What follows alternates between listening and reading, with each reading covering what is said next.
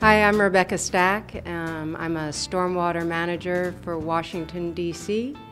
I work in the Planning and Restoration Division and in the Technical Services branch with the permit reviewers. I'm going to talk a little bit about an initiative that was advanced by our Office of Planning, so not my agency. And this is part of their process to update a 30-year-old zoning ordinance for the entire city. And they realized that embedded in that zoning codes are some a real lack of attention to landscape features, greening components of the urban environment. And without direction, if the code doesn't speak to it, then technically it's illegal.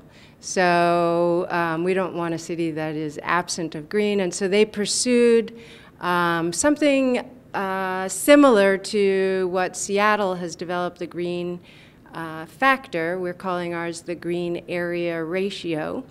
It's built on work from Melissa Keeley at George Washington University, looking at environmental performance of various green features like trees, deeper soils for trees, green roofs, green walls, permeable paving systems, water features. So it's not explicitly a stormwater ordinance. It's not a stormwater ordinance at all, but it complements a stormwater platform.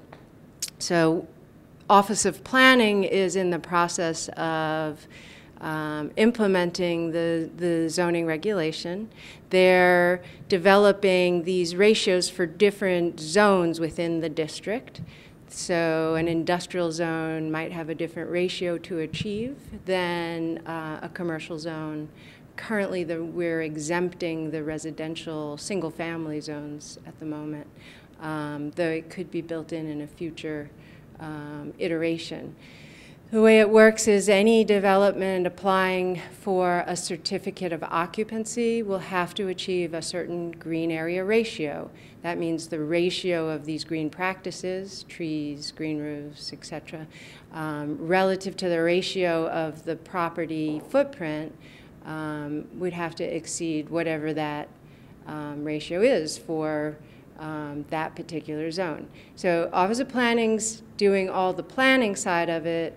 Department of Environment, which I work for, is going to be the implementers. So when you submit your stormwater management plan, or you go through permitting and you discover you have this green area ratio, you may not need a stormwater management plan. Your development might not trigger our regulatory authority for stormwater, but everyone will be triggering this green area ratio.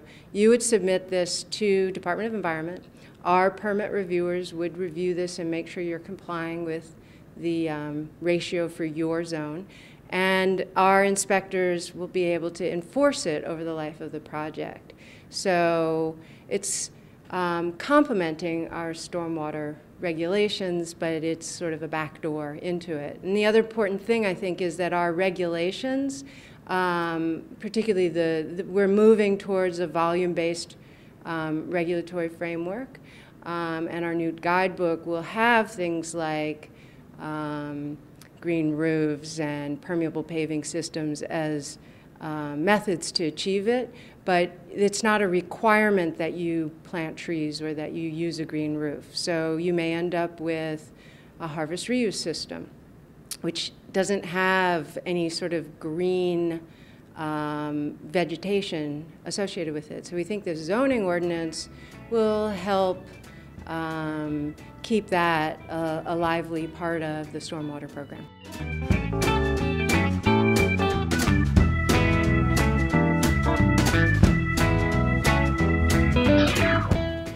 Hello, my name is Brian Van Wy. I'm with the District of Columbia Department of the Environment, and I'm working on the revision of the District of Columbia's stormwater management regulations and developing an off-site option under those regulations that would allow regulated sites to purchase stormwater retention credits to meet their regulatory obligations.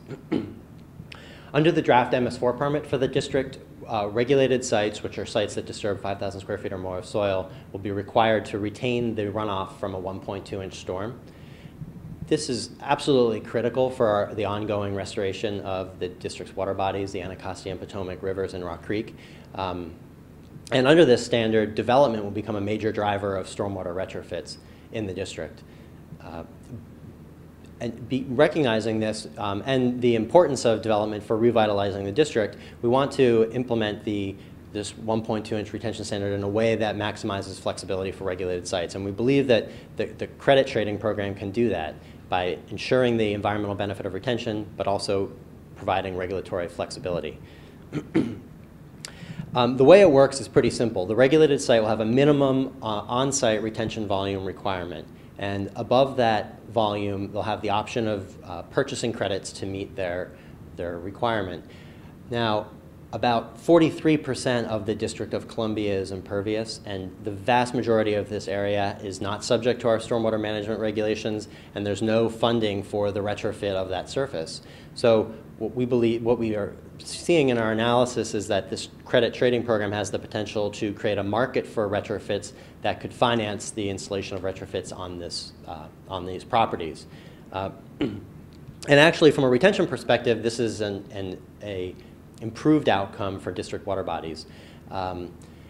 For example, if you think of a regulated site with 1.2 inches of retention capacity installed on it, that retention capacity is only fully used when you have a 1.2-inch storm. 1.2-inch storm is the 90th percentile rainfall event in the District of Columbia, so 90% of rainfall events are smaller than that 1.2-inch storm, so that full capacity isn't being used during 90% of rainfall events. If you split that retention capacity between two different sites, 0.6 inches and 0.6 inches, that full capacity is maxed out by a 0.6-inch storm. So if you look at that over the course of a year, you can end up with a total of about 57% increase in retention volume by allowing trading to occur.